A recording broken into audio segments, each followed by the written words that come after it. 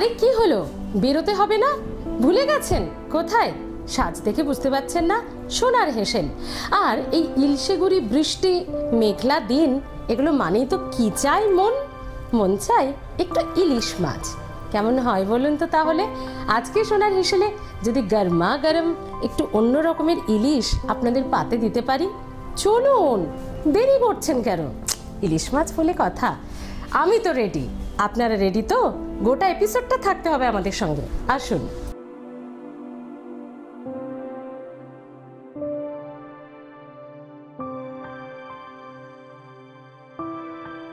10/22B Bijaygarh. আজকে আমরা এই অ্যাড্রেসে সোনার হেসেলে ঝিরঝিরে বৃষ্টি পড়ছে, ইলশেগুড়ি বৃষ্টি। আর এই বিজয়গড়ে দাঁড়িয়ে বিজয়গড় নিয়ে একটু দু একটা কথা বলি। বিজয়গড় কিন্তু 5-7 বছর আগেও এতটা বাড়ি ঘর, এত জনবসতি ছিল না। বিজয়গড় খানিকটা ফাঁকা ফাঁকাই ছিল, কিন্তু 5-7 বছরের মধ্যে বিজয়গড় মোটামুটি ভরে গেছে হু হু করে। যাদবপুর ইউনিভার্সিটি একদম কাছাকাছি রয়েছে, আপনারা জানেন, এবং সে কারণে প্রচুর ছেলে মেয়ে বাইরের জেলাগুলি থেকে পড়াশোনা করতে আসে। তাই তাদের এইখানে থাকা খাওয়ার একটা ব্যবস্থা থাকে। প্রচুর ফ্ল্যাট কালচারও হয়েছে চারিদিকে, আপনারা সেটা দেখতে পাচ্ছেন। তো সেই বিজয়গড়ে আমরা আজকে দাঁড়িয়ে রয়েছি। উত্তরণ, মুনমুন ঘোষ যার ঠিকানা এই উত্তরণ। আজকে আমরা উত্তরণের সামনেই দাঁড়িয়ে রয়েছি, যার ডাকে, যার আমন্ত্রণে চলে এসেছি। সেই মুনমুনদি ভেতরে আছে। চলুন তাহলে আর দেরি না করে চটপট ভেতরে যায়, কারণ ঝিরঝিরে ইলশেগুড়ি একটা বৃষ্টিও হচ্ছে, ভিজে তো আর লাভ নেই। চলুন, আসুন। ইলশেগুড়ি বৃষ্টি আর সোনার হেসেলকে সঙ্গে নিয়ে যার বাড়ি আমরা, মুনমুন ঘোষ আজ আমাদের সঙ্গে থাকবে সোনার হেসেলে। দিদি কেমন আছো বলো? খুব ভালো আছি, তুমি কেমন আছো? খুব ভালো আছি। ঝিরঝিরে বৃষ্টি নিয়ে তোমার কাছে চলে এসেছি। সোনার হেসেলে প্রচুর গল্প হবে, আড্ডা হবে, আর সঙ্গে কি? সঙ্গে রান্না হবে। দিদি কিন্তু খুব কম কথা বলে এবং খুব ধীরে ধীরে কথা বলে। দিদি যখন ফোন করেছিল তখনও ওইভাবে, মানে ভয়ে ভয়ে যেন একটা কিছু। তো যাই হোক, তুমি কি শুরু থেকে এইভাবে কম কথা বলো? ছোটবেলা থেকে কম কথা বলো? একটু কম কথা বলি। ও, ওই জন্যই দাদা এত ভালোবাসে না? তো যাই হোক, আজকে কি রাঁধছো বলো? আজকে নারকোল দুধে ইলিশ। নারকোল দুধে ইলিশ, ব্যাপারটা কি কি রহস্য রয়েছে এর মধ্যে? এই রেসিপিটা খুব একটা কমন নয়, খুব একটা শুনিনি। তুমি কোথা থেকে শিখলে? এটা তো ঠাকুরবাড়ির রান্না। ওরে বাবা, ঠাকুরবাড়ির বই থেকে পেয়েছি এটা আমি। আচ্ছা, বই পড়ে রান্না, বাহ। মানে সে অনেক যুগ আগে আমরা এগুলো শুনতাম, এখন তো ইউটিউব একটা ক্লিকেই বাজিমাত। তো যাই হোক, দিদি যে বই পড়া অভ্যেসটা এখনও রয়েছে, এটা দেখেই ভালো লাগলো। তো আমরা আজকে ঠাকুরবাড়ির স্পেশাল ইলিশ মাছ খাবো। তাহলে আর কথা না বাড়িয়ে হেসেলে ঢুকে পড়ি। চলো। ইলশেগুড়ি ইলশেগুড়ি ইলিশ মাছের ডিম, মেঘের ভেলায় রোদ খেলছে আলতা পাতা শিম, হালকা হাওয়ায় বাতাস খেলে ইলশেগুড়ির নাচ। ইলশেগুড়ির নাচ দেখে জলে নাচছে ইলিশ মাছ। না না, জলে হয়তো ইলিশ মাছ নাচতে পারে, কিন্তু আজকে আমাদের টেবিলে ইলিশ মাছ নাচবে না, ইলিশ মাছ রান্না হবে। আর এই যে মুনমুনদি রান্না করবে, তাও আবার ঠাকুরবাড়ির স্পেশাল ইলিশ মাছ, নারকেল দুধে ইলিশ, তাই তো? হ্যাঁ, এরকম একটা পোশাকের নাম দেওয়া হয়েছে। তো এই নামটার মধ্যেই একটা বেশ লোভনীয় ব্যাপার আছে, একটু অন্যরকম ব্যাপার আছে। তো এটা কি হয় শেষ পর্যন্ত সেটাই দেখার। আমি জানি গোটা এপিসোডটা আপনারাও নিশ্চয়ই থাকবেন আমাদের সঙ্গে। মুনমুনদি, তাহলে আমরা শুরু করি। শুরু করার আগে এই যে ঠাকুরবাড়ির ইলিশ মাছ, এই যে স্পেশাল একটা রেসিপি, এটা কি কি লাগবে সেটাও তো একটু বলতে হবে। তাহলে চট করে দেখে নিন। নারকোল দুধে ইলিশ তৈরি করার জন্য আমি প্রথমে নিয়েছি ইলিশ মাছ, নারকোলের দুধ, সাদা সর্ষে বাটা, পোস্ত বাটা, হলুদ গুঁড়ো, নুন, সর্ষের তেল এবং কাঁচা লঙ্কা। ইনগ্রিডিয়েন্টস কী কী লাগবে সবই দেখে নিয়েছেন আপনারা। চটপট আপনার হেসেলের টেবিলে সেগুলো রেডি রাখতে হবে, তারপর আমরা মেন রেসিপিতে চলে যাব। দিদি, আমরা কি প্রথমে মাছগুলো ভাজবো? প্রথমে আগে একটু নুন হলুদ মাখিয়ে নেব। বেশ বেশ, নুনটা দাও। হ্যাঁ, নাও।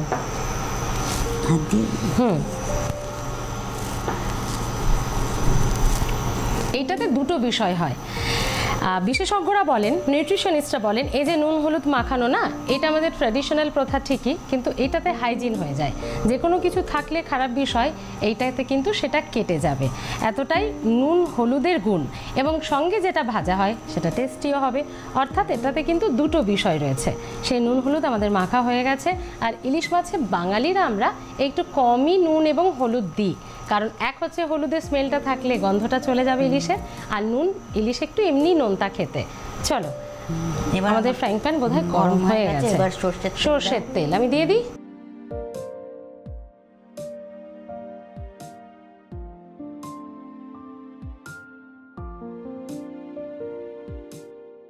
এটা আমরা ধীরে ধীরে মাছটা ভাজতে শুরু করব। আর আমাদের শুরুতেই যেটা দিদি আপনাদেরকে জানিয়েছে, দিদি কিন্তু এটা শিখেছে, ঠাকুরবাড়ির স্পেশাল ইলিশ মাছ। কোথা থেকে শিখেছো আরেকবার বলো? অনলাইনে, পূর্ণিমা ঠাকুরের বই থেকে। বই থেকে দেখেছো? অনলাইন না, বই থেকে দিদি দেখে শিখেছে।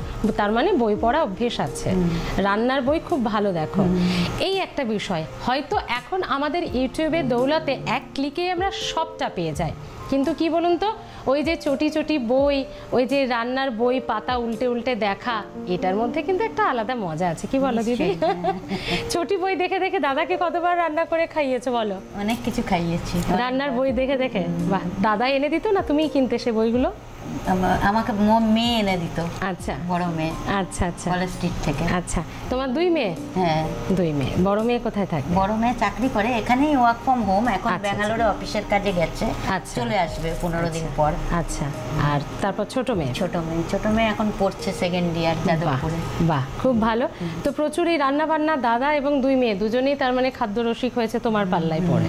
তেলটা হয়ে গেছে, চলো। তেলটা গরম হয়ে গেছে, এবার মাছগুলো দিতে হবে।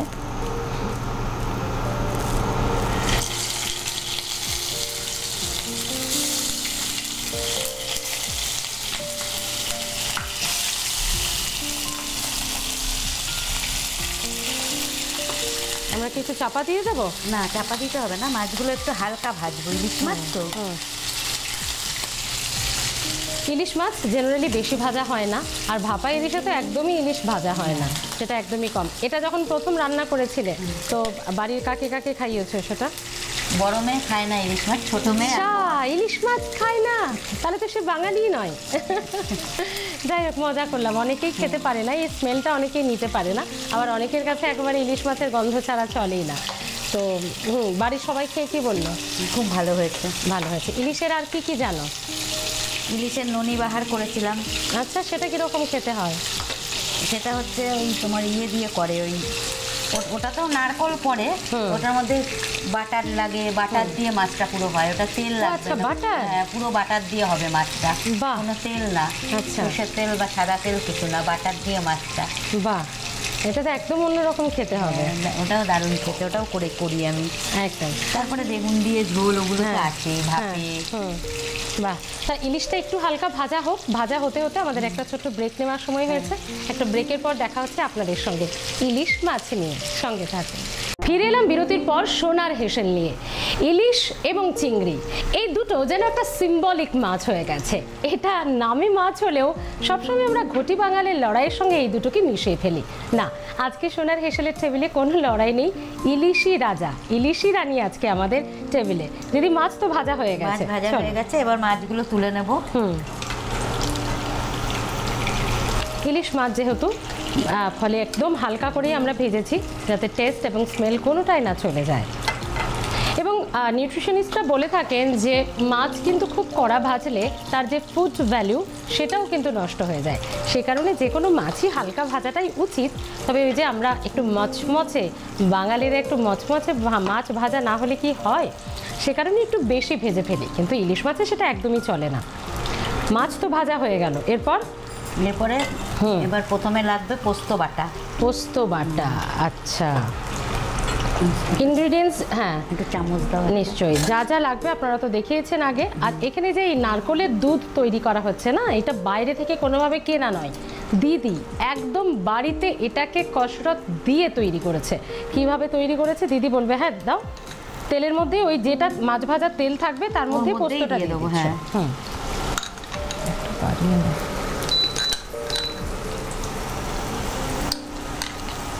আর পোস্ত এমন একটা জিনিস যেটাও কিন্তু খুব বেশি ভাজলে বেশি ফোটালে তারও টেস্ট নষ্ট হয়ে যায় এবং একটু তেতো ব্যাপার চলে আসে, সেজন্যই কিন্তু আমরা পুরোটাই হালকা আছে এবং হালকাভাবে ভাজাটাই হবে আজকে। হালকা আছে একটু নেড়ে নিয়ে এবার দেবো সর্ষে। এবার দেবে তুমি সর্ষে। আর নারকেল দুধটা যখন তুমি দেবে তখন তুমি একটু বলে দিও যে কিভাবে বাড়িতে বানিয়েছো। অনেকে বাড়িরই তৈরি বিষয় খেতে একটু ভালোবাসে, তারা এগুলো মেনটেন করে বাইরের জিনিসের থেকে। বিয়ে হয়েছে কত বছর দিদি? আমার বিয়ে হয়েছে 26 বছর। 26 বছর, সদ্য 25 বছর গেল, তাহলে তো গ্র্যান্ড সেলিব্রেশন হয়েছে। হাসি দেখেই বোঝা যাচ্ছে, তার মানে হয়েছে। সেদিন কি নিজের হাতেই খাইয়েছো কর্তামশাইকে? হ্যাঁ, এটা তো মুখ দেখে আমি বুঝতে পেরেছি। কি বানিয়েছিলে অ্যানিভার্সারিতে? মটন বানিয়েছিলাম। ওরে বাবা, দাদা মাটন খেতে ভালোবাসে?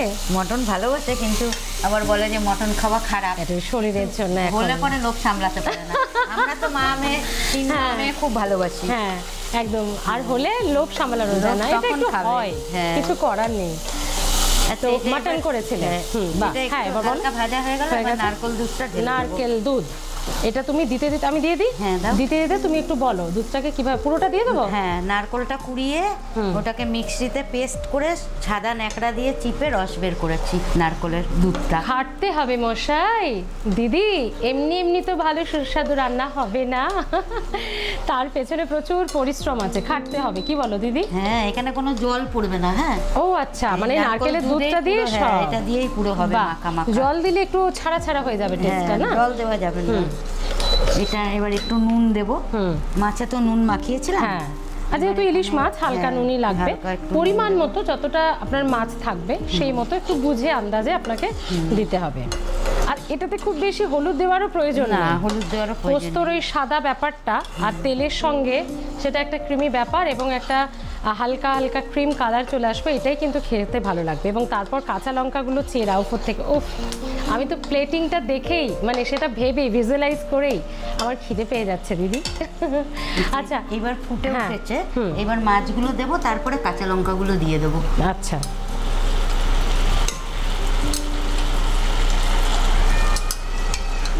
খুবই ইজি, মানে এত কম সময় বাড়িতে গেস্ট এলে কাউকে যদি ভাবছেন ইলিশ পাতুরি, ইলিশ ভাপা, ইলিশ সর্ষে, কালো জিরে দিয়ে, লঙ্কা দিয়ে ইলিশের ঝোল, বেগুনের, সেগুলো তো ট্র্যাডিশনাল খাবার, আমরা প্রত্যেকে বাঙালি ঘরে সেটা বহুবার খেয়েছি, বহুবার। একটু যদি একটু অন্যরকম টেস্ট কিছু দিতে চান ইলিশের সঙ্গে গেস্টের পাতে, তাহলে কিন্তু এটা আপনারা ট্রাই করতেই পারেন। এবং অবশ্যই ঠাকুর বাড়ির স্পেশাল ইলিশ, কিন্তু এটা মাথায় রাখতে হবে। হ্যাঁ, কাঁচা লঙ্কাগুলো কি চিড়ে দেবে? না, এমনি গোটাই দেবে। আচ্ছা, গোটাই দেবে, গোটাটা ছাড়িয়ে। যারা ঝাল খান আমি জানি, এই যে কাঁচা লঙ্কাটা রান্না হয়ে যাওয়ার পর যে ব্যাপারটা থাকবে, ওটা গরম ভাতে ডোলে খেতে দারুণ ব্যাপার। জিভে জল আনার মতো অবস্থা হয়েছে এখন আমার। এটা দেখো, তেলও বেরিয়ে গেছে। হ্যাঁ, আর কি চটপট হয়ে গেল, মানে টোটাল বিষয়টা তুমি একদম ইনগ্রেডিয়েন্টস রেডি করেও আধ ঘন্টার বেশি লাগবে না। ঘুরতে ভালোবাসো? হ্যাঁ। কোথায় কোথায় ঘুরেছো? অনেক জায়গা ঘুরেছি। কোথায় বলো? কাশ্মীর, সিমলা, বাইরে গেছি থাইল্যান্ড। বাহ, এটা একটু চাপা দিয়ে রাখবো। হ্যাঁ, চাপা দিয়ে আমরা একটু গল্প করি 2-3 মিনিট। 2-3 মিনিট, মানে সেটাও বেশিক্ষণ না। আচ্ছা, থাইল্যান্ডে গিয়ে কেমন লাগলো বলো? ভালো লেগেছে, কিন্তু আমাদের দেশই সব থেকে। Yes, Shimla, Kashmir. We are proud of to be Indian, তাই না? যে একদম বিদেশ বিদেশ ঠিক আছে, কিন্তু ভারতীয় হওয়ার কিন্তু আমাদের দেশে অনেক কি নেই আমাদের দেশে। আর তার থেকেও বলো, বিদেশের থেকেও তোমার কাশ্মীর ভালো লেগেছে কিনা? কাশ্মীর, সিমলাও খুব ভালো লেগেছে, কুলু মানালি দারুণ লেগেছে একদম। তখন কি শীতকালে গিয়েছিলে না গরমের সময়? গরমে। সিমলাটা এই বছরে 24-এই গেছিলাম। আচ্ছা, বরফ পেয়েছো তখন? হ্যাঁ হ্যাঁ, খুব বরফ পেয়েছি। আচ্ছা, সমুদ্র ভালো লাগে না নদী? পাহাড়? পাহাড় পাহাড়, ওই জন্য বারবার ওদিকে যাওয়া। বিয়ের পর নেপাল গেছিলাম। আচ্ছা আচ্ছা, নেপাল, বাহ, খুব ভালো। তো সব মিলিয়ে এখন মেয়েরা বড় হয়ে গেছে, যে যে জায়গায় মোটামুটি নিজের দায়িত্ব বুঝে নিয়েছে। তুমি তোমার সময় কাটে কিভাবে? রান্নাটাই প্যাশন? রান্না তো আমার প্যাশন, তাছাড়া এমনি আমি নানান রকম সাংস্কৃতিক এতে আছি। আচ্ছা, কিরকম একটু বলো? নাটক করি, গ্রুপে আছি একটা, তারপরে আবৃত্তি করি, আচ্ছা, তারপরে এক জায়গায় নাচও করি। বাহ, মানে এইসব নিয়েই সময় কেটে যায়। খুব দরকার এগুলো, যারা শুধুমাত্র হাউস মেকার বা গৃহবধূ আমরা যাকে বলে থাকি, শুধু চার দেওয়ালের মধ্যে কেন, আপনাদের মধ্যেও অনেক প্রতিভা আছে যেগুলো সত্যি বিকশিত হওয়ার দরকার আছে।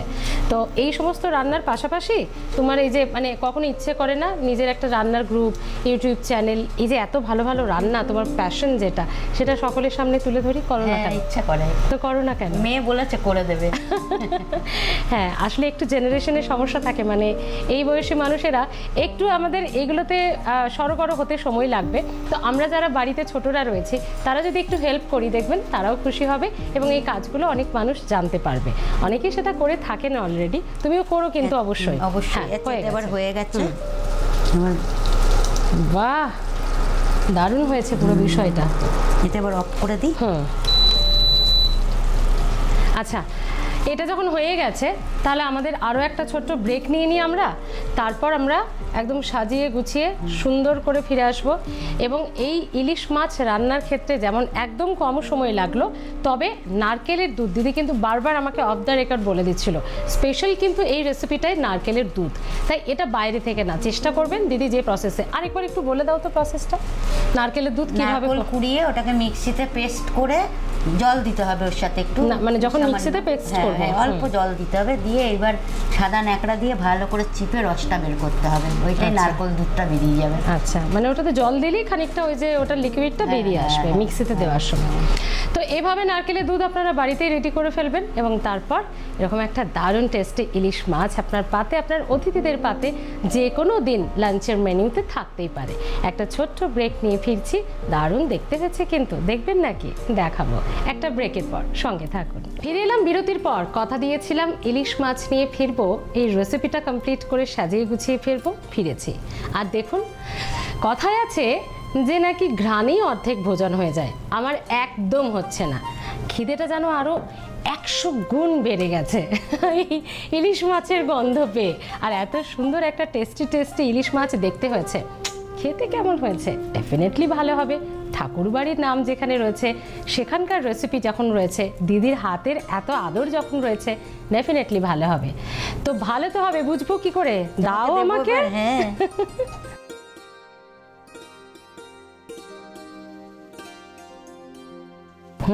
লঙ্কা সমেত, যাতে একদম ঝালে হুহু করি, আর এপিসোডের বাকি যেটুকু অংশ রয়েছে সেটা যেন আমি না করতে পারি। এত সুন্দর করে দিদি গুছিয়ে দিচ্ছে।